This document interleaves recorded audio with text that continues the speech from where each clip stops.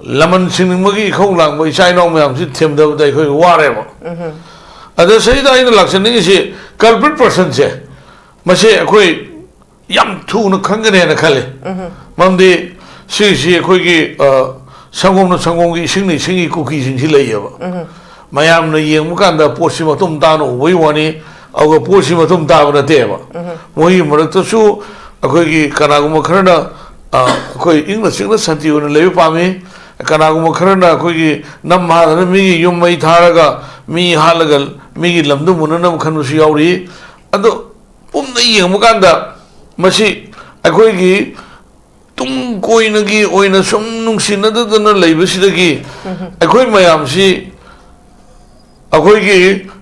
karino gyan tarak pa hai ga da aduga leminar ko saminar ko sing si mayam sing si akhoi loina mak han na ki leminar sing ta thok ke hai bi akhoi ki leiba valley ki mai community jo hai ba na te ba ada ai langning ni hu ki culprit person do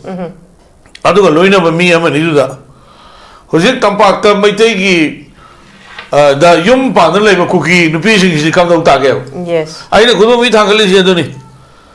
maduda ai na khodo mi thagali se madu ni tampak ta lei ba cookie nu pi sing mai tai na lo sing do di kam dau ta ge ba aduga maral ma pi ra mi hal ba de madu bi potom khara ya ye ba ko mi du no magi community ki nu pi ma lo ra ga maming go wol ga himin na magi life ki akhoi magi lambi ma to pashatan min nadra mafam du le ba mi do numittu da phara ga hat kare na haliba numittu gi henbe ya da ba aduga numittu india punam khang na ba masi bali gi hamen tahan bse masi bali gi hamen ta zatom bi khoi gi laiba president rule si february tang taragani thoi si bhawda semhaudragadi masi india punna koi president emergency lauthok rakadra masi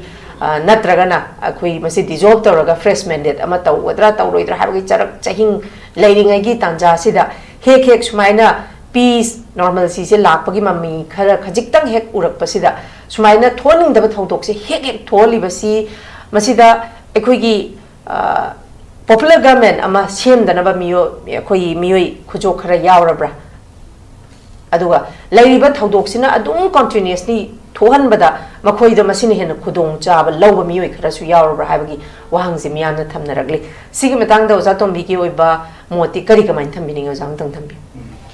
yengbiru pro po party ki mai ri sai mai ri kai khamno se usuri be ma samai na khoi gi poche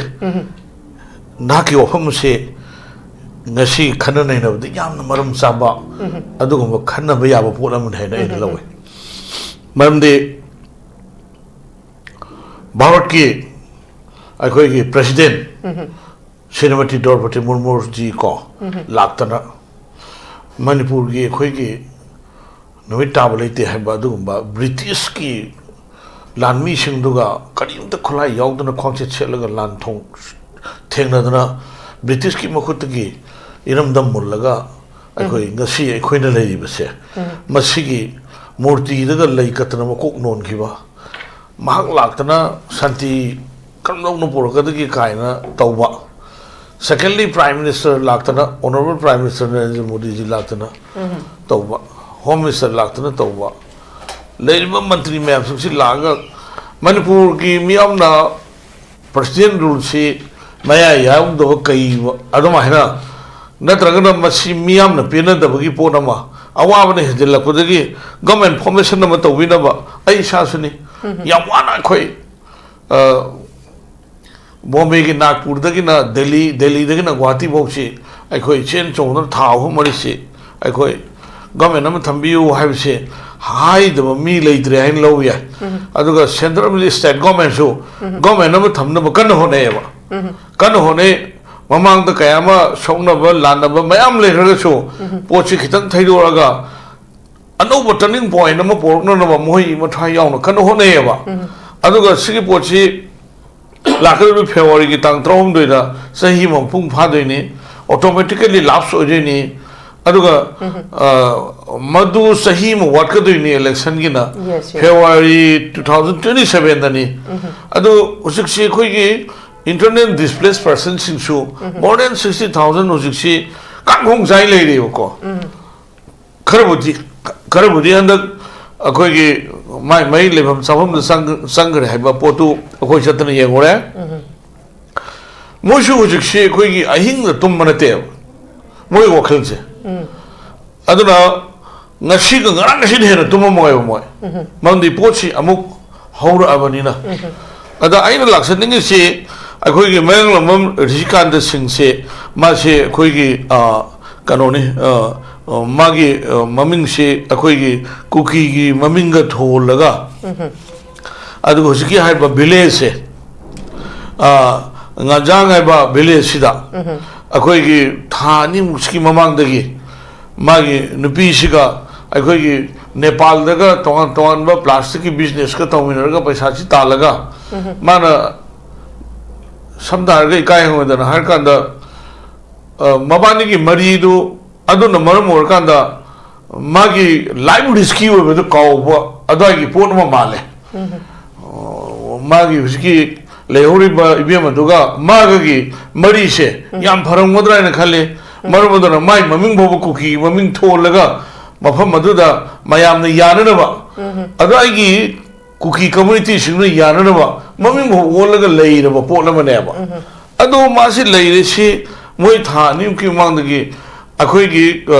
loan थोम ने लेरगसु ngahak thokpa ama tawwa mi lakwa khangmuniwa अदो करिगद मक्तनोबा अखोई की यांखै मंगा सुबा स्टेहुड फंगबगी celebration day नुमिसिदा साफ साना अदु target तौसी करिगिनो अद केनो न यामना क्लियरिफाई तौरे अदुगी मतांग दा खोई करिगमो मरी उता अदु लेनदे अदु अखोई दसु मदुगी लेबो खोटपगी परमिशन लोगिबा डिसेंट डेट लेते ओरे को अदु मोइन नते ना हरबदी कनानो कापिबो नोंमैदुसु AK-47 गुम्बा ऑटोमेटिक राइफल गुम्बदी मानदे मई थुइदो मदु न मरमोर कांदा असुबी से असुबी नो होइसे मसिमा मई थोएबो कापदा बेरेल सु मई थोएबो अदु छिकी लेबो पोछि अखोई तोन बा अखोई मणिपुर की सिंगी लमदमदा इबेमा अखोई पॉपी प्लांटेशन तौसी अखोई साइकिल सोमदका दी तोरे खमासी पातकना थाएबा चिंगनति को तोरे खमानसे अगो पॉपी याली बनेन तौसे नापी सीन हिदा तो कापो मरु फुक्तन सीरनेबा मोय सैन कनदु करिनो अदु कइनो दो व्हाट इज दैट सैन कल्लेबा कथट के नार का थांग पाइरो तन्नब कथलो मखोंग यौना नत्रगदि हारबसी प्लान नमनिना कंथलगसु मखादे होगलगा अमु मही मरुम पान बाई सोइद्रबनेबा अदना मसी अखोइगी नापी सीनब हेता मरु हो सीनबजे मसी हेलिकॉप्टरदगी मसी कापियोबा honourable union ministers Amit Shah जिनसु सही अहुंगी मनुंगदा ड्रग्स योनबा पॉपी प्लान तौबा अदु ड्रग्स पेडलर मैम सिंगसे प्योरली जीरो टॉलरेट तौनी हैबा अनाउंसमेंट लेरे हैबा अब स्टेट फोर्सेस सेंट्रल फोर्सेस सिंसु मखोई मथौसी फजन पांगथोइएबा तौदुबो मेकानिज्म दो अमुहन होरुत्रनबा नापी हेत मरु फुंग सिबदो मधु कापो हेलिकॉप्टर द तौगा त्रा अदो अमु होगलरोएबा अदो आइना सोमद सत्रगेदा आई लाक्सगे हुजिक लेबा खोइगी इबुंगोसे हुजिक लेबा इबुंगोसिना मागी मोइनो नो मोइनो कापी रमदाइदुदा मान हन्ना मखुल लोंदना अदुगा मंग समन समाइनो पाइदना मान प्रॉमिस तोबो रिक्वेस्ट तोबदो मदुगी साउंड गा थादोक्तेबा अदुगा मदुगी पोतु मणिपुर की लेरिबो मियाम सिनु उरगा यामना सौनिंगनबा हा एंग्री मोशन नम लारनबा अदुगी अखोइगी तोन मा लोजिंग लोयादा मई सातना अमु हौरो ननबगी invitation to munera laweba that adu do government information tawrane habsi khabar kari da miyam si am wa badagi central government su masi government sema ga miyam wi awab si ko naba kari to si ken kan honori gi ta jasda sigum ma to se masi ai government sema da disturb to ba government सेमनिंगदबा मनपुर मसे तारना होनबा कनानो cookie दसु cookie हाना लेबु cookie नतबा इलिगेंट immigrants मरान चुरी लेतो मी हापसी टेररिस्ट को नार्को टेररिस्ट तो मोहना नेबा से जाइना central of the state government why not हुजिक पोंग करी military crackdown तो दिल नोबो मोई मथक्ता military crackdown तो बुद करी मांग में लेबगे अखोई मछिन सिन नुंग सिन नदर नोबगी थबक सुम तौरी मिसिन सी नत्रगो military crackdown तो दोसो मोई से detect तो बिरो को अदुगा मोई से deport तो बिरो त्रा अदुगा हान लेमिनबा खोई कुकी सिनाउ सिंदो अखोई हान दम लेमिनर कैनो अखोई शिवसेना कुकी निफु यांखै यावे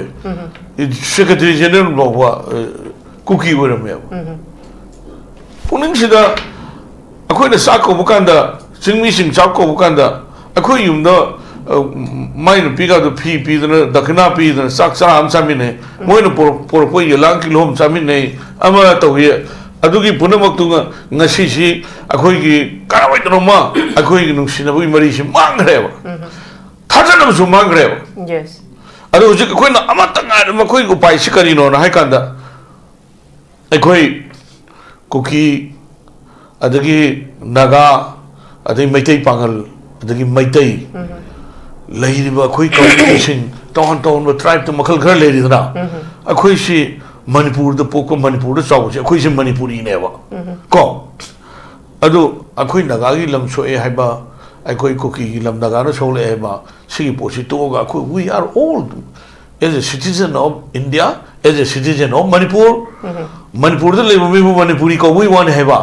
Other the illegal immigrants in see detect orga mosi deport orga han level missing see government do permission to organda. Akoi si khana sana basing see akoi ibo ino gisu kuki khano mayam le mone ba. Tra adu hojik akoi na maitai misa do ha le na मांगसी मां हाथ पगी reward के सुफा का मोए है ना अगोई के माया मा बम ऋषि का हाथ पगी उजकी हाल में मीदो रिवार्ड फंगा मोए बा पैसा सु फंगा मोए बा मणिपुर थुगाई न मोहन बदो अदुसु सक्सेस होय रोय बा गवर्नमेंट सीएम दन न मोहन बदो अदुसु सक्सेस होय रोय बा गवर्नमेंट सीएम दन मोहन बदो सक्सेस होय रोय अदुगा मधु मैते मिसा दो हाथ पगी रिवार्ड सुमा फंगोय अमार फंगन बम लेको ईश्वरी दंदी मा फंगने बा इफ मा करिगुंबा क्रिश्चियन असेंगोर मबा मधुगी खुदुंग थिबदो मा मायोक नरने सोइदना अगो हुजिक अखोई बुंगिन यामना नुवाइदो फावे शिवसेना अमदी मनपुर मियामना अखोई मेमम ऋषिकान त लेतबदा तमोई सोन नुवाइते मागी मुंगनुंग गी अवाबा खांगोरि पुनमक अखोई सु सरू यारी लोइनो मागी थवाइने इंगना चिंगना ईश्वर खुयादा लेरांगी लेना मुने तिनबो इसनो अदुगा हुजिक लेबो ट्रेन सिदा अखोई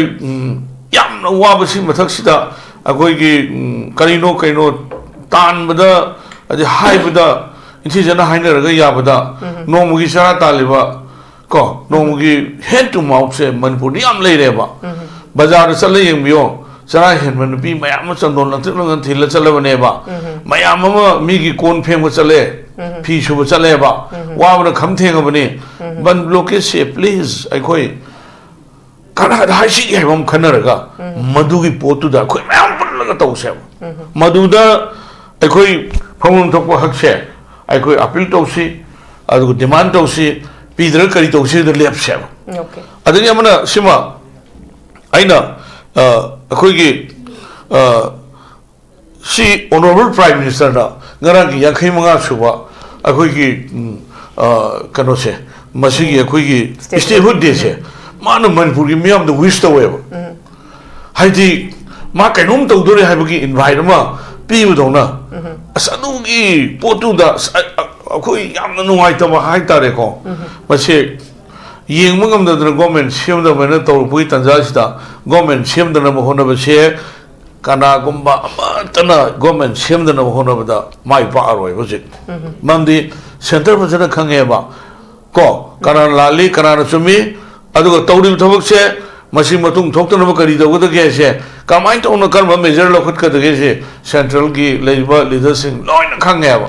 अदुना मसी सोइदना खोई ꯑꯩꯈꯣꯏ ꯃꯗꯨꯒꯤ ꯃꯣꯏꯒꯤ ꯃꯊꯛꯇ ꯂꯧꯕ ꯑꯦꯛꯁꯟꯗꯣ ꯑꯩꯈꯣꯏ ꯌꯦꯡꯉꯒ ꯑꯩꯈꯣꯏ ꯉꯥꯏꯃꯤꯟꯅꯁꯤ ꯑꯗꯨꯒ ꯑꯍꯥꯟꯕꯒꯤ ꯑꯣꯏꯅ ꯑꯩꯅ ꯍꯥꯏꯖꯅꯤꯡꯕꯁꯤ ꯑꯩꯈꯣꯏꯒꯤ ꯂꯩꯈꯤꯗ꯭ꯔꯗꯨꯒꯤ ꯊꯋꯥꯏꯅ ꯏꯁꯣꯔ ꯈꯨꯌꯥꯗ ꯏꯪꯅ ꯆꯤꯛꯅ ꯂꯩꯅꯅꯕ ꯃꯗꯨꯃ ꯑꯩꯈꯣꯏ ꯄꯨꯝꯅꯃꯛꯅ ꯈꯣꯏꯔꯝꯖꯔꯤ ओके थागतचरी ओजा ओजा अखोगी हंदकी ऋषिकांतगी थौदोक्सी खक्तदा नते मयाम अमा लैगरे खोई लिंगजेन थोइबी अदगिदी हेमानजित अदुदा नतना मथंग मथंग मयाम अमा लैगरे ngasi phawbada makhoi gi chap chana langla langjin khangdaba khakta natana makhoi gi keno si hojik pau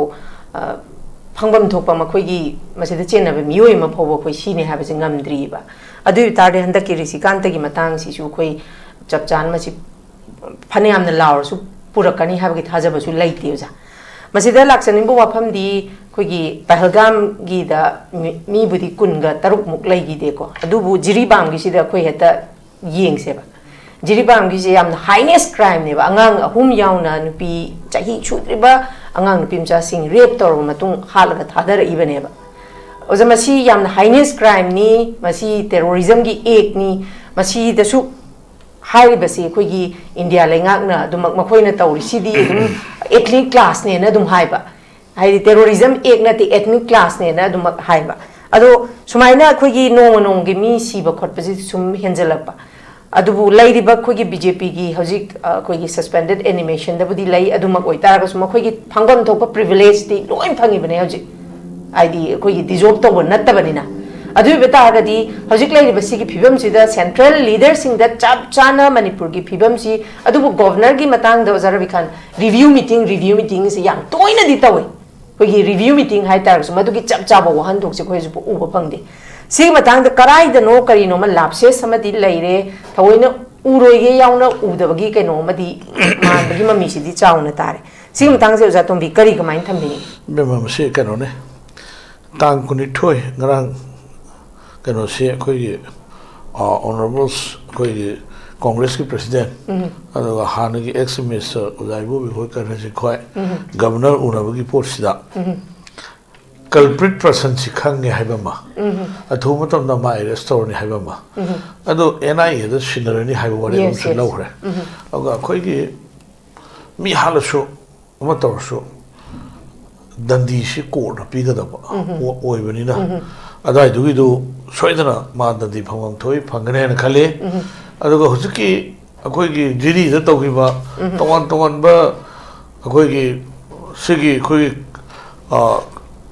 community any conflict akoi gi war si manung thani pa na surba nga hatpa aduga karim da gyan ta da ba innocence angang sing du da na ta na kari gumba khoi kaino ma taw se masi ai da sum khanjaba da di masi atai to pa state or ma ga di hujuk bhu wa da di lai khai ma tar ga dra hai ba mu khale ba akoi manipur da taw chi masi onong thina si khoi isai no su se waru ri cha dai da ne ko yuwa wi keno pekre waga tawriba adugi kanodu da karamaina mitebi taroi do no not only that ujik koi gi mi kuntra bari maga ma phi shu kari sum saru ma seru da phangdo mayam leire ko aduna sigi posi aikoina ujik si madu punamak se kanana tholim no aduga मोई तुम न करा ले P अदु करी तौरी काय से कोई मणिपुर की प्रजा पुना मुना खांगे अब लाकद्रो बे इलेक्शन द ममी तार भी आए ममदी निंग थोंग दबा अखोई की मणिपुर की प्रजा पुना मुक्से सी अखोई की मिनाई नहीं थांग दोनों सुम हिंग बसे मसी की पोसे आई सासु यानिंग दे रांची तो भी आई तो भी आई तो भी आई अदु आई की करो तो कैसे आई I don't care about that. I if I put a tanamba, Lamkai Kanbada, I call Sharuk Yavam Toy, Yani, Aduga, Hosik, Agogi, border fencing Kasi, Makong, Sikatat like a oil padding Sana to Holaga, Ada is the tar was 17, a summer Fulgi Poto, Paring a Tuga Ulakpa, Aduda Katat Sang, Kakuda, Moin, a Karinda Udraga. Myanmar is some illegal immigrants in the Kaithan. Bangladesh की illegal immigrants में हम सब तो कई थे ना तो अदो पिकरबो मणिपुर से कोई हिंग नहीं सानब सुम होना मधुदी please stop मधुलिपिरो जी कोई लमन सिंगमगी खोंग लांग चाइना में हम थेम दबदा कोई वारे बो अदो सही दा इन लक्षण नहीं से culprit person से मसे कोई यम थू न खंगने न खले ममदी सी कोई की संगों की सिंगी कुकी सिंगी ले ये बो मैम ने ये मुकांदा पोषी मतुम तानो वही वानी अगर पोषी मतुम ताबना तेवा वही मरक तो शू अकोई की कनागुम खरना कोई इंग्लिश संति उन्हें ले पामे कनागुम खरना कोई की नम हाल मिगी युम मई थारगा मी हालगल मिगी लम्दु मुननम खनुसी यावरी अदो पुम नहीं ये मुकांदा मसी अकोई की तुम कोई नगी ओई न सुम नुंसी नददन ले बसिदगी अकोई मैम सी अखोई की करीनो ज्ञान तारक पाएगद्रा अदुगा लेमिनरबु सामिनरबु सिंसी मयाम सिंसी अखोई लोइनमक हानगी लेमिनरबु सिंगु तांथोके हाइबदी अखोई की लेबा वैली की मैथई कम्युनिटी जो हाइब नतेबा अदा आई लांगनिंग नि हुजिकी कल्प्रिट पर्सन दो अदुगा लोइनबा मी अमनि दुदा हुजिक तंपाक्ता मैथई की दा युम पादन लेबा कुकी नुपी सिंगी कम दौ तागे yes आइने खुदो मी थागली से दुनी मधुदा आइने खुदो मी थागली से मधुनी तंपाक्ता लेबा कुकी नुपी सिंग मैथई न लोग सिंग दु कम दौ तागे अदुगा मरालम पीरगा मी हालबदे मधुगी पोतम खर यायबको मी दुना मागी कम्युनिटी की नुपी म लौरगा ममिंग ओलगा हिमिन नमगी लाइफ की अखोगी मागी लंबी मत पैसा तनमिनदना मफमदुद लेबा मिदो नमित्तुद फारगा हाट करेना हालिबा नमित्तुदगी हेनबे यादवा अदुगा नमित्तु इंडिया पुनम खंगनबा मासी बली की हमें ताहन बसे मासी बली की हमें ताहन सी मरम चोंचे जमरक अमदंग थचगे सिदा खुगी फैमिली की ऋषिकांत की फैमिली की माइकई तगी माकी लुइनबी माइकी नुपीसी की खुजिन थौरांग ओइरंगनी हाइनसु याम कन्न हाइ सी मतंगददी करी कमाइन थंबिनिंगे मदो इशोन खंगबो इशनो सेंगना हारकांदको नुंसीबगी अदगी अखोइगी लाइफ पार्टनर सिगी सब साब डिसीजन म लौहरकांददी मा सिबसु याय मा सिबसु याय अदुगा हुजिकी लेबा ट्रेन सिदा मधुगुमगी पोची लेरंबे याय लेरंदबे याय शोण खंगनी तौदबो मानसु पाउ पिबिबम दिथोएबा जस्ट मोइसी फादोरे नत्रगा फारे अमासी लंबी दरम थोबेबा अदुदि पाउमनि पिबि यायबा परमानि कोइन हाइसे अदु लंबी दमा इंधरमे अमदनु पुर चखरे अदुबु ओजा इंधरमे हाइसी मान तंबगी मागी वारीगी मतांग हाइबनि कोइ मिटना होबदि नते everything is fair in love and war hai ni yes yes sing matang se kadai mama samak khogi mama samak nupi se kuki ni na magi involvement lairabra aidi aduk sang na di laiba yaraga kamain tawdana nimit kharani se tawribino hagi matang si su dum magi khujin thorang yaurabra ha be su dum chingna da basu ya da baza madu chingna ningai ju oibo pham ne tawdabo hujikti akhoi gi मांगदा मसिगी केनोसी NIA द सिनरबनिना मदुगी संगोगी सिंगी माना लोटप ngमरोएबा अदु पोतु लाकने हुजिंगमक आइनो अदु मा अदुगी पोतु नि इन्वॉल्व तोरमने हारग तोरमद्रगदि आइसो अदुगी पोतु कनोसी कोइगी कोर्नर लेपको द डिसीजन अब आइना हान लेपथोको मदु फते अदुगी सिमा अदु अखोइसी सही हम फादोरे बेमको अदो मोइसु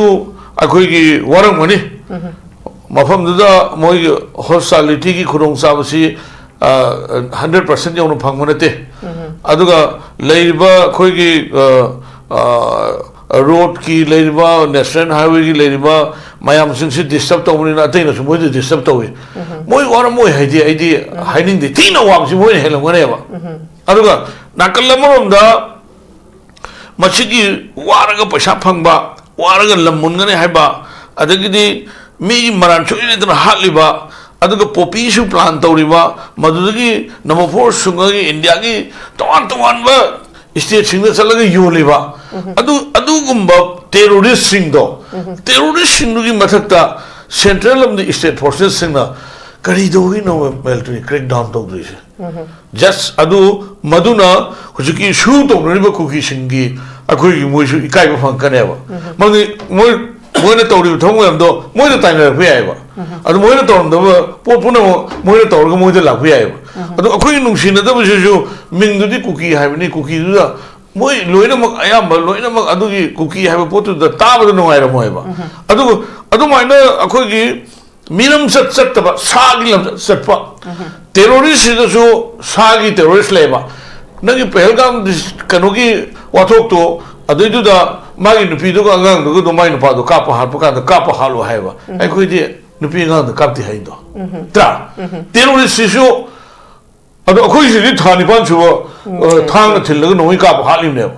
अदुदि टेररिस्ट सिसु मखलनि थोएबा हुजिक म्यांमार बांग्लादेश लाबो टेररिस्ट सिसि सानेबा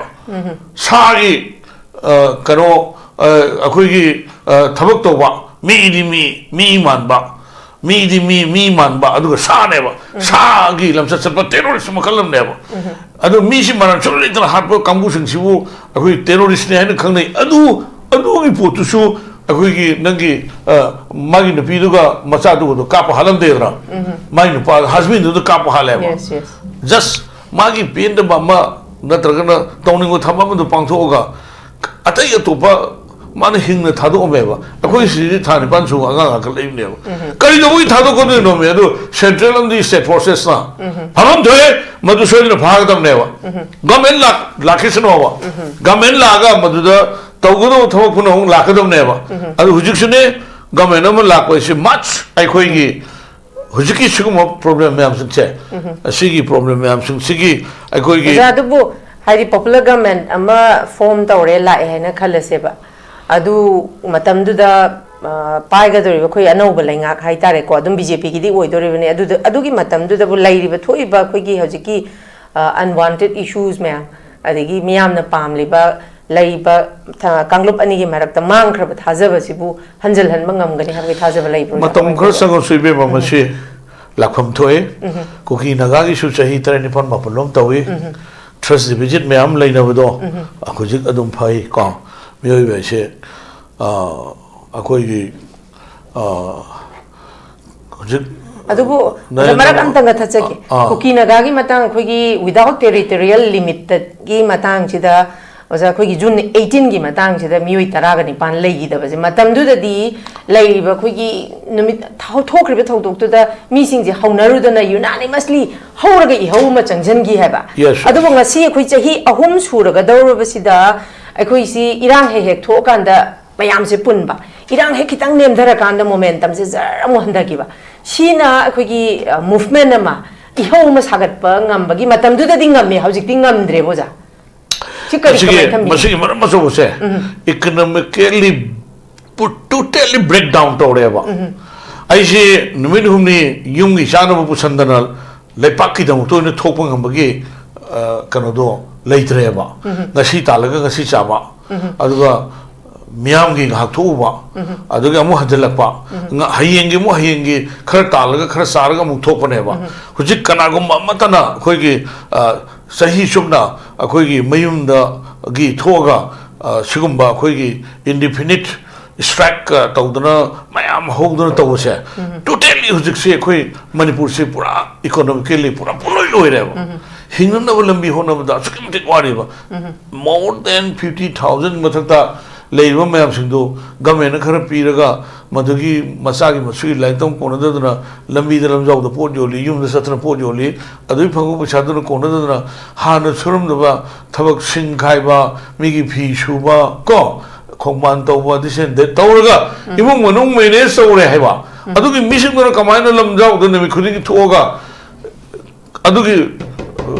हानगी थबक तौगम दैनोबा ngамरोइबा हुजिकसे अदुगा पोट चै पुनमक आकाश फक्न वांगे हुजिकसे पोट चै पुनमक आकाश फक्न वांगे अदु नेशनल हाईवे सिदा अखोइ चटप यादरमिना ओनली अखोइ मियोइबने हिंगिसि कम्युनिकेशन नहुमदनी वाटर कम्युनिकेशन नमा रोड कम्युनिकेशन नमा एयर कम्युनिकेशन नमा अदु अखोइ दि एयर कम्युनिकेशन नतना वाटर लेते रोड कनेक्टिविटी मोहन थिंजल्ले इकोनॉमिकली पूरा फेल हो रहे अदुई मथक इलीगल टैक्सेस मैम कनोनेबा फ्रॉम शेंगमाई इम्फाल शेंगमाई इम्फाल शेंगमाई वो खर लेरे देन 18 मफम 13 तरुक 13 इलीगल टैक्सेस लवे खाली खाली चटपा लोट लापा अदुना अखोइना फंगे पोचे अद अलूद लुपा 9 पीएबा को लुपा 30 की मरी तवेबा किलो से को अद हवाई थ्राक से लुपा 5 पीहोलो फादो जाचे अदु अखोइ सिद लाइबो पोसिदि मोइनो पिरमो पैसादु पोतु द हाकुलगा सुम अखोइना लेरगा योन बनेबा अदुना अखोइ सिगी पोसि कमाई तोगेना अदुनेबा सिदा आइना हाइनिंगी से अखोइ से करी तोसिनो अखोई मैम से मानव मतम अखोई मैम से मानव मतम नत्रगदी यारोई अखोई मानद्री होइदी सिरी अदुम कनो अखोई पोट अमदा अमगा अमगुम तौनहनबा अदगी मा सावरे हाइबा अदे अमगा अमुक तौनहनबा मा सावरे हाइबा अदुगी पोतुदा इधर उधर तौरगा अखोई लेइब ट्रेन से मसिगी से अखोई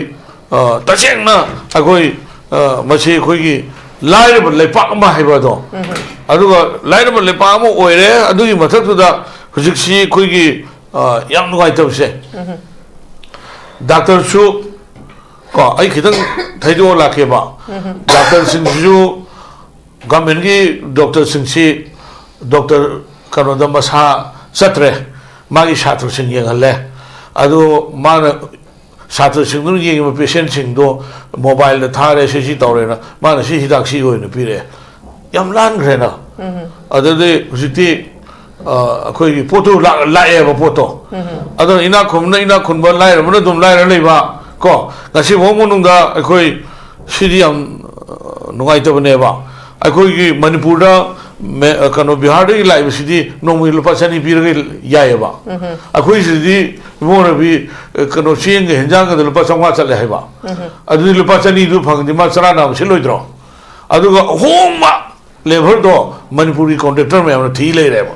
अदुगा अखोई लेबर सिंह से सीजन नद्रे बा अदु मोजिंग से थमक हम को लाप थमक हम के तो मी कुंट्रा म हमसे लाने आई सुजगे नको अखोई से अदुगी पोतो लाइव अदु अखोई मैतै बागन नगा मयाम से अखोई नीरगा साप हाइनदबा अदुगुमा अखोई कम्युनिटी सिंह मनुंदा बागन सुदोंगाय मैतै सुदोंगाय गसि होंदा बजामुदा नीर साप उब्राबा मा हुरा लुदे को नतर मी हाल दिए नतरा नी सुनी नी दबनेबा अदु नी ब थोलाबने होसे नी ब थोलाबने करिनो हगदि उपाय लेतो अदु तोन ब अखोई की कनोसी अखोई सिदा याम नुगाइतेदा हाइरगा को अदना आइना हुजि पौसिदा आइना सुम खंजबदा अखोई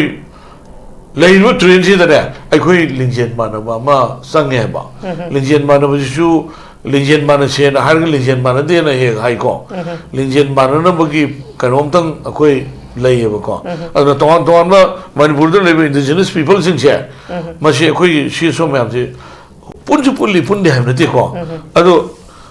अखोई कोकोमी को अखोई याम नुआय मोइना तौरपो एक्शन नुआय अदगी साइनौ सिंगी छात्र संस्थान सिंग अदगी लेबे मैमसे याम नुआय अदो सिगी अखोई सिकांतगी थबकसे मसिमदि ऑनरेबल गवर्नर नहान कांग्रेस की अखोई ऑनरेबल्स कनगी मैम संग कांदा एनआईए द सिनरनी हाइबा मागी वारे मादु पोतु खंगे हाइबा पोसे लेइबनिना अखोई मौन पीगदब दंदी से अखोई मरम साबर सादब अखोई नामिनर्स okay thank you very much सागचरी वैसे तौगेन तौनी याम सेंगे अदुगा अखोई सेंग नेशनल डेमोक्रेटिक लाइंस की एज ए कन्वेनर हाइतारे को कोई गवर्नमेंट सेमनबगी पोटलोम दी शिवसेना दी याउदे अखोई मार तौनो मा फंगतामने को लमी नि खंग लेबा अमा सटकदब लंबी से सिरकांदा कहीं पुरो गरा दिवसु हिंगे को मरा लेतो मी दो हालो मतुंगदा गवर्नमेंट करी तौगदम नो हाइबदो मदु खंग तब तार शिवसेना तुमिन लेरोयबा मियाम लोना मांग सप्रो तुम सप्रो यावने ओगा दंडी सोयदन फंगने है सब साबा आई थाजबले मंदी हंदकिसे कनो अखोई लिनिंगाई लेत्रब लूमुगी मनुंग ले पोट अमुको बनेब मिहात पसिनसे अदना कनानो सिद कल्प्रिट पर्सन्स इन्वॉल्व तोरितो क्वाइटली कन्वा करी से करी सजा दीजिए उसको और दोबारा नहीं होना नहीं चाहिए इसी तरह दोबारा नहीं होना चाहिए सी क्वाइटली कन्वा को मिहात पगी दंदी दो अदु पिहनिंगी हाइबा अदु लोना जिरी तो किबा अदगी अदु लोना अखोई नुपी मसामुगा अखोई नुपा मसामु तेरादी मांगिबा लेइबा फीसु फंगदबा सरुसु फंगदबा ममा मपा सिंदा अखोई उवाना मोहत छिलगा पोलोइबगी सिगी पोचे अखोई सिगी पोचे अखोई मईने सिंगना सामना मैतान वाखिना सिकाउ सुगायरदबा अदुगुम्बा थौदोक अमनेबा मरमदुरने आइना अखोई यामना कुइना संगनी ट्रस्ट डिविजिट ले थाजनबसे लेइरे हैबा अदुरने सी तौगेना तमो कांगु खर लेइरगा तौरिनेबा गमेनसु खंगेबा अदु कुइररोइबा मोसु मोइ मथक तौरकदु अखोई येंगसेबा गमेनसु खंगेबा करिगिदमक्त समायना म्याथि थिना हालैबनोसे मरमदुरा आइना मनपुर प्रजा पुनमक शीर्ष पुनमक अखोई तौरीब मिहात चेनरमी फा पुलग माना गवर्नमेंट करी तौदगे लेरसे अखोई येंसे अदुगा मोद करी चैरापीरके अखोई येंसे okay thank you very much हम नुंगाइजे पगचरीब टॉपिक असिदा इसा इसागे वरोल क्या थमीदुना मपुंग पाहनबीबगीदमक्ता हन्ना हन्ना न्यू टीवी माइकेदगी पैनलिस्ट अहुं पुथागत फोंदोकचरी लोसिलकपदा अखोई लाइरिबा बीजेपी की रूलिंग की लाइरिबा लेजिस्लेचर सिंगसिगी responsibility ngakani pariba lengak sina ngasi phawa chapchaba responsibility ma lawba ngamdabasina maram oirakanda ekoi government of india na su dokimatic mirai bani haiba wafam si su thamjage masida tangai phadana miyamna khallaga miyamgi apambada vote namkhraga miyamna thagat khibanina people mandate da थागत खिबनिना हौजिक legislature सिंगसिगी मसागी responsibility खंगलक्त्रबा मतमसिदा मियामगी याम तंगाई फदबो जरबिनगा थंबीबा याम तंगाई फदबा खुगी मूवमेंट अमा यामना मथौ तारे चही अहुम फाजलकदर ऑलमोस्ट 2.5 year हेंसलाबा फौबसिदा मसी नोंगमगी खुई असी बखक्तना मांगजे हाइदना ngahak ngahaki thoiba thodok wathokta adumak ihau ngahak sagalakanda he he amuk tumina laiba simaknadi लाइरिबसिदा अखोइगी लेंगाकनासु रेस्पॉन्सिबिलिटी लौबा ngamdrabanina अखोइ तंगाइ फदना पुनसिलगा गवर्नमेंट ऑफ इंडिया की माइकैदा करी तोबम थोई लेजिस्लेचर सिंग तुमिना लाइरिसे मखोइगी मथक्ता अखोइना करी तोबम थोई हाबसी यामना मथौ ताइ हाब वफमसि थमजबो लोइना ngasi ओइनदि मियंग ताबिरो ख्वाइ पुनम कि मफंदगी काइनेना बया थंगनिजरि